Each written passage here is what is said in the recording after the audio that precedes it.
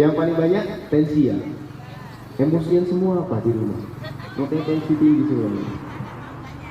Marahin suaminya di rumahnya.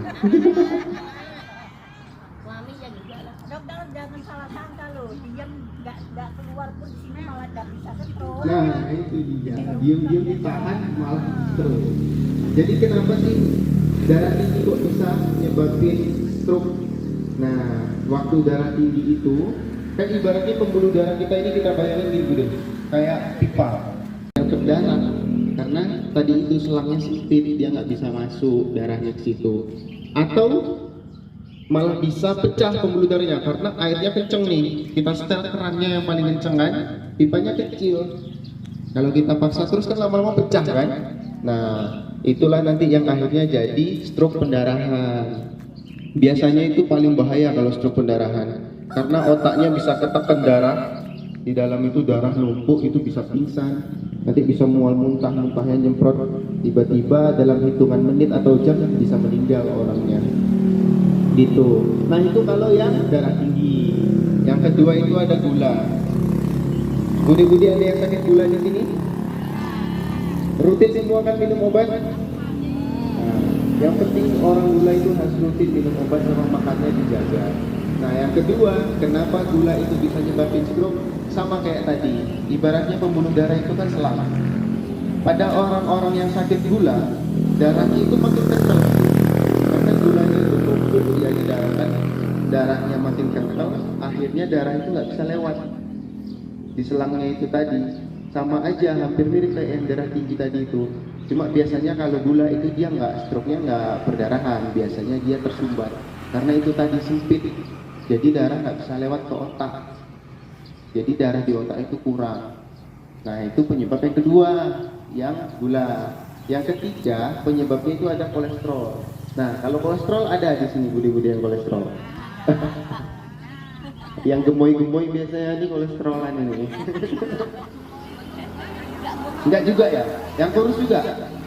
Wah, berarti banyakan makan gorengan sama minyak ya. Enak kan budi gorengan. Nah, kenapa kolesterol itu bisa nyebabin stroke? Sama kayak tadi lagi. Jadi, waktu orang kolesterol, bedanya itu yang selangnya yang nyempit. Karena numpuknya kolesterol itu lemah, dia makin dorong tuh pipanya tadi itu makin kedorong, makin kecil, makin sempit. Jadi gitu. Itu juga sama kayak orang yang sakit jantung, tiba-tiba serangan jantung, sama kayak gitu. Biasanya pembuluh darahnya sempit, jadi darah ke otaknya itu nggak nyampe gitu. Nah, terus kita masuk ke gejala-gejalanya Bude. Kita tuh bisa aja kita kenalin orang stroke apa enggak. Kayak kemarin ada kasus hari apa ya kemarin ya? Itu ada masuk di klinik mbak-mbak usianya itu masih 41 tahun. Kan masih muda kan? Masih kenyas-kenyas. Nah, nah, umurnya masih 41 tahun. Dia punya riwayat darah tinggi. Katanya itu udah 1 tahun lebih dia nggak minum obat darah tinggi. Katanya udah bagus, katanya udah nggak ada keluhan. Nah, waktu datang ke situ itu dia katanya lagi belanja di pasar. Waktu belanja di pasar, tiba-tiba bibirnya itu pelok, mencong. Ngomongnya udah kayak gini, udah kayak gitu biasanya. Nah itu tiba-tiba mencong. Waktu kita tensinya berapa Budi? Tensinya itu 195/130. Umurnya 41 tahun loh. Tinggi banget kan berarti kan? 195. Gimana pembuluh darah itu nggak tersumbat tadi kan? Nah itulah dia datang. Setelah itu anggota gerak badannya itu lemah. Nah itulah kita gampang bisa ngenalin pasien-pasien stroke. Kita ingat aja singkatannya itu segera ke RS. Karena penyakit stroke itu harus kita bawa ke rumah sakit langsung. Jadi singkatannya yang pertama itu udah senyumnya itu biasanya mencong. Kalau kita suruh senyum pasti yang satu datar. Pernah lihat orang stroke kan Budi?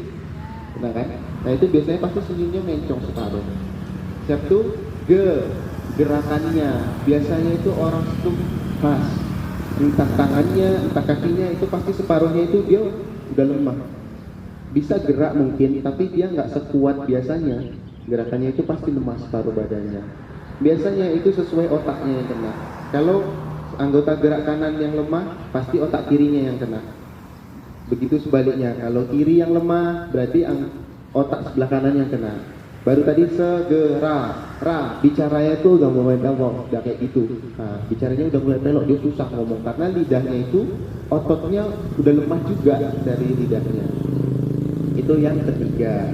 Baru segera kebas. Biasanya itu bisa ngerasain semutan atau kebas di separuh badannya itu tadi kan. Itu tadi dia ada kebas, biasanya ngeluhin kebas, terus gerakannya udah lemah. Baru ke RS, rabun, matanya itu biasanya rabun dia karena darah tingginya atau yang tinggi atau gulanya yang sampai 500, 600. Jadi suplai darah ke matanya juga nggak ada. Jadi biasanya itu menyebabkan rabun juga. Baru S yang terakhir, sakit kepala. Biasanya sakit kepala yang pasti hebat. Itu kalau ada stroke yang pendarahan, yang pecah pembuluh darahnya. Nah itu tadi ingat ya Budi, segera ke RS. Pokoknya biasanya udah bibirnya mencong, pelor itu kemungkinan stroke. Cuma kalau orang-orang dulu kan biasanya kalau bangun tidur bibirnya mencong apa katanya? Klinik mana? Gak ada yang tahu. Biasanya diomong, yo salah tidur, ditapuk setan namanya. Nah itu deh, biasanya diomong gitu kan, ditapuk setan itu suruh nih salah. Nah itu enggak ya Ali. Biasanya itu tiba-tiba itu pasti gejala stroke.